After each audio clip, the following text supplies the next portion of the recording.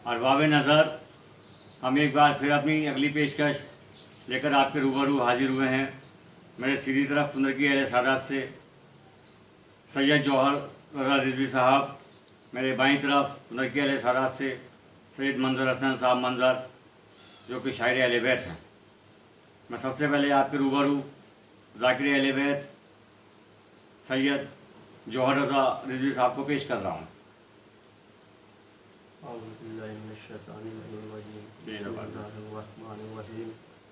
अल्हम्दुलिल्लाहि रब्बिल आलमीन।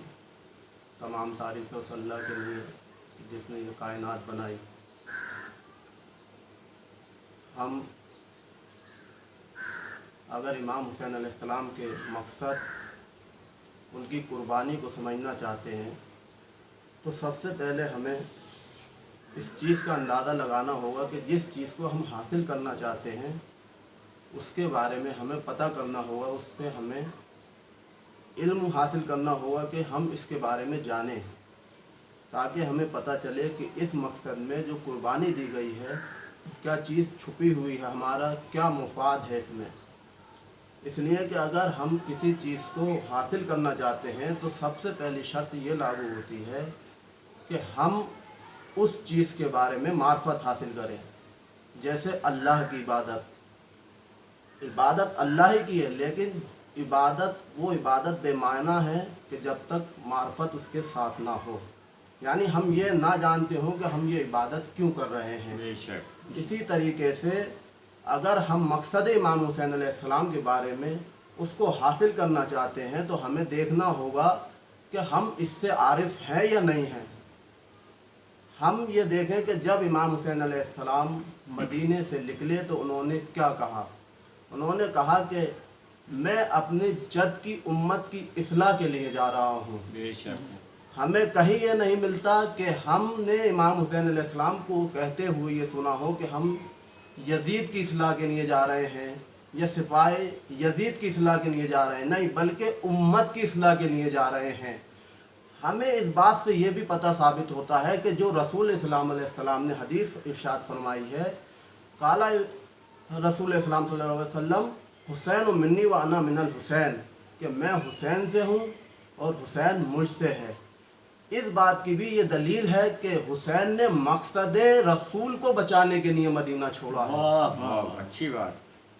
और इसमें एक नज़रिया ये भी है कि हुसैन को तख्त व ताज की ज़रूरत नहीं थी, इसलिए कि जब यजीद ने बैत का ख़त भेजा था तो उसमें यह भी लिखा था कि अगर हुसैन बैत कर लें तो उन्हें मदीने की गवर्नरी दे दी जाए। लेकिन हुसैन ने मदीने की गवर्नरी नहीं ली, हुसैन को तख्त व ताज की ज़रूरत नहीं थी। तो फिर हुसैन ने खुरूज क्यों किया, हुसैन यजीद के ख़िलाफ़ क्यों खड़े हुए, और ये इसरार बैत जो यजीद का था हुसैन ही से क्यों था। हमको ये भी समझना है कि ये इसरार बैत जो हुसैन से है, मकसद करबला क्या है, तो इसरार बैत क्यों है। तो हम अगर देखें कि अगर यजीद इसरार बैत इमाम हुसैन अलैहिस्सलाम से कर रहा है तो सिर्फ इसलिए कर रहा है कि उसे मालूम है कि असल दीन इनके घर से चला है। अगर हम शराब पीते हैं तो ये हमको बुरा कहते हैं, अगर हम जुआ खेलते हैं तो ये हमको बुरा कहते हैं। इसलिए कि अगर हुसैन हमारी बैत कर लेंगे तो फिर हमें टोकने वाला कोई नहीं होगा, हमें रोकने वाला कोई नहीं होगा। ये सिर्फ इसीलिए इसरार बैत हुसैन से ज़्यादा है। बाकी हम देखें कि कोई भी कहीं पे भी हमने ये नहीं देखा कि जहाँ पर इतना इसरार किया गया हो बैत का।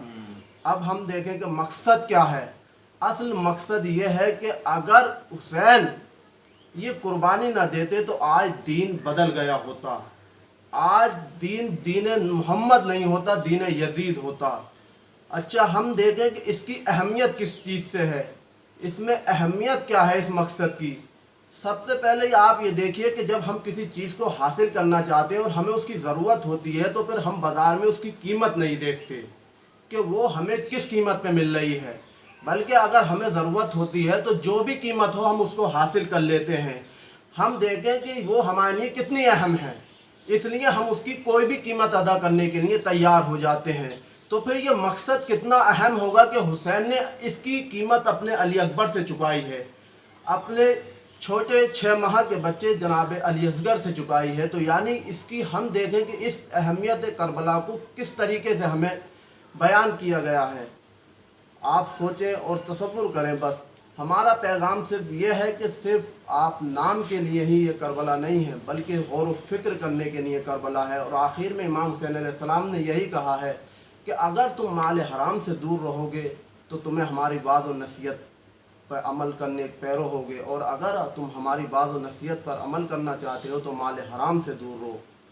فقط والسلام علیکم ورحمۃ اللہ وبرکاتہ۔ اور میں آپ کے روبرو پیش کر رہا ہوں شاعر اہل بیت سید منظر حسنین صاحب منظر کنرکوی کو۔ 4 مصرے مولا حسین کے حوالے سے آپ کی سماعتوں کے حوالے پیش کر رہا ہوں۔ ظلم پر مسکرا رہے ہیں حسین، صبر کا دل بڑھا رہے ہیں حسین، اور ہر طرف دل لگیں گے عالم کے، ایسا کعبہ بنا رہے ہیں حسین، ایسا کعبہ بنا رہے ہیں حسین۔ اور ایک سلام کے چند شعر، ایک مطلب اور چند شعر پیش کر رہا ہوں، ملازم فرمائیے کہ حسین ہو گئے تیار کربلا کے لیے، حسین ہو گئے تیار کربلا کے لیے، یزیدیت کو مٹانا ہے اب صدا کے لیے، یزیدیت کو مٹانا ہے اب صدا کے لیے، اور جو حق پرست ہیں کرتے ہیں ماتم شبیر، یہ قوم پیدا ہوئی شاہ کی عزا کے لیے، یہ قوم پیدا، اور بدن سے مرسل اعظم کے ضعف دور کرے، بہت ضروری تھا زہرا تیری کسا کے لیے، بہت ضروری تھا، اور خدا سے اپنے لیے کچھ علی نے مانگا نہیں، اٹھے تھے ہاتھ بس عباس کی دعا کے لیے، اور جو حق پسند ہے کرتے ہیں ماتم شبیر، یہ قوم پیدا ہوئی شاہ کی عزا کے لیے۔ اور مقطع کا شعر پیش کر رہا ہوں کہ حسن حسین کا ناقہ بنے ہیں منظر، یہ فخر عید پہ ہے فخر انبیاء کے لیے، حسین ہو گئے تیار کربلا کے لیے۔